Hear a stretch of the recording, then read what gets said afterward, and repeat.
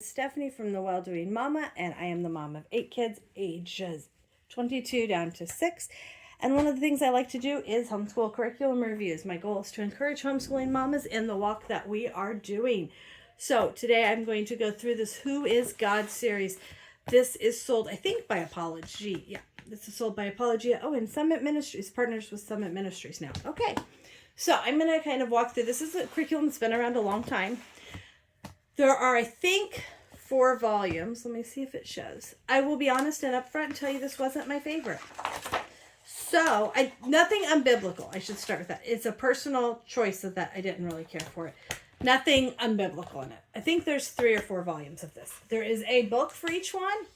And then there is a journaling notebook that you can get for your kids. And we'll go through both of those. And then you can decide if it's something that you think would work well for your family. I'm going to fix my camera real quick. Okay. So, who is God and how can I know him? So let's look at the beginning. So, where am I building my life? How can I know what's true? What is God like? Who are the Father, Son, and Holy Spirit? If God created the world, why isn't it perfect? Why did God create me? Will God meet all my needs? Why does God keep me from knowing, or why does sin keep me from knowing God? Is Jesus the only way to God? Okay, so like I said, I did not love this book, but not because I found anything unbiblical, so want that to be clear.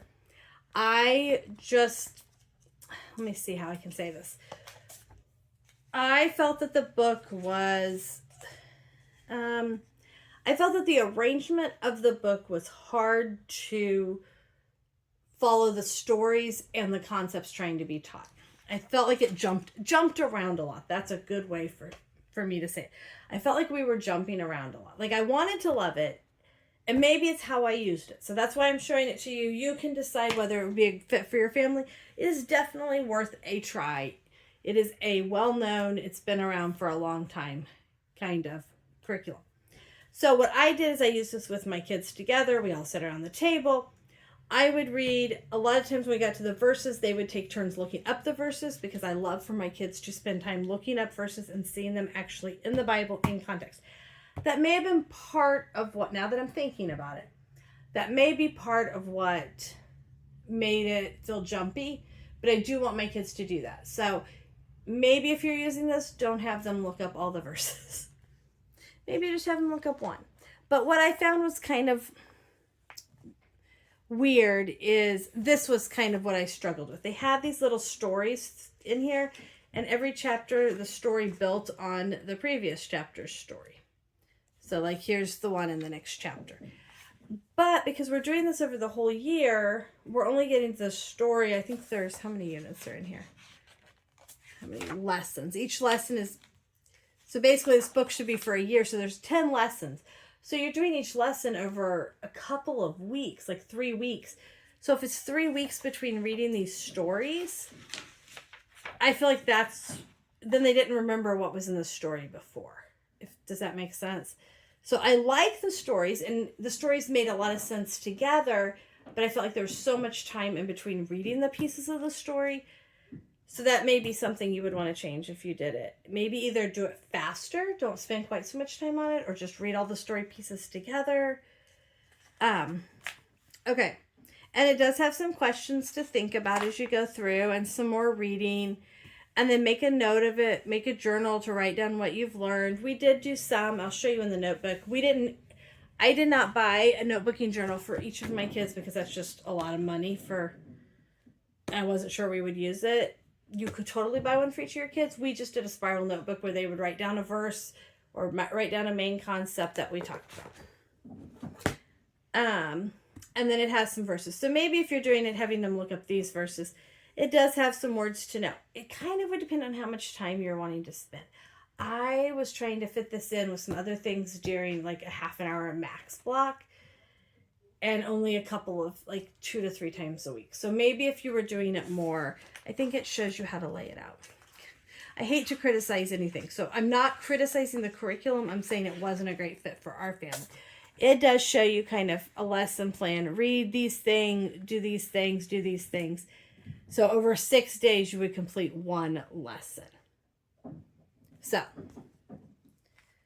And then we'll flip kind of, they did have you kind of building this picture of this house of truth throughout, which I think is a good thing. And it does tell you when to stop and make some notes. I think the concepts presented were good. It does relate to like real life examples and real life things. The story I think was actually probably really good. Just maybe we needed it every week to follow through. I don't know. Let's see. I don't know why that's in there. Okay.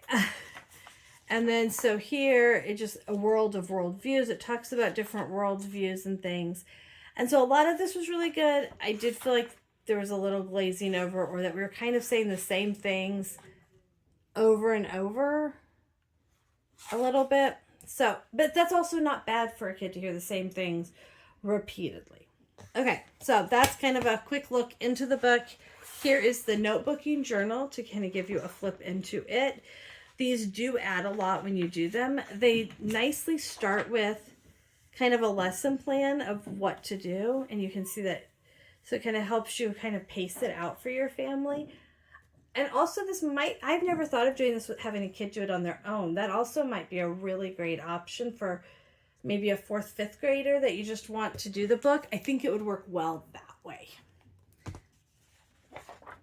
So then it has the questions here that go with the story. And so again, maybe if we had written out answers to questions, that would help. I'm just helping you think through it. It has the words here, so you can kind of review the words. Has a word search. For some reason, my kids do love doing word searches. Has a Bible verse for them to write out. There's a mini book. I'll show you that in just a minute. Here's another Bible verse. And this, make a note of it. And then it says, Old Testament tells us that God's people often got into trouble when they did what was right in their own eyes. Referring to God, refusing to obey God and relying on our own understanding are sure ways to build our lives on sand. So the instructions are in the textbook of what to do with that page. Prayer page, a praise report page, I Spy, fishbowl, and it tells you how to take care of that. And then the do you remember are the questions at the end of the chapter that kind of go over the whole thing. And then it does even have some other books and songs that you could do to go with it. Sorry, my children are here. You might hear them. And then we start on the next chapter. Now the little mini book, those are in the back here. They're so loud. There are some crossword puzzles also. Some chapters have crossword puzzles. And then here they have the little mini books that you can cut out and answer questions or write information about, and then glue them into the book. So those are little mini books that are for, I think almost every chapter probably has some kind of mini book. Some might even have 2. So lots of great little hands-on things to do.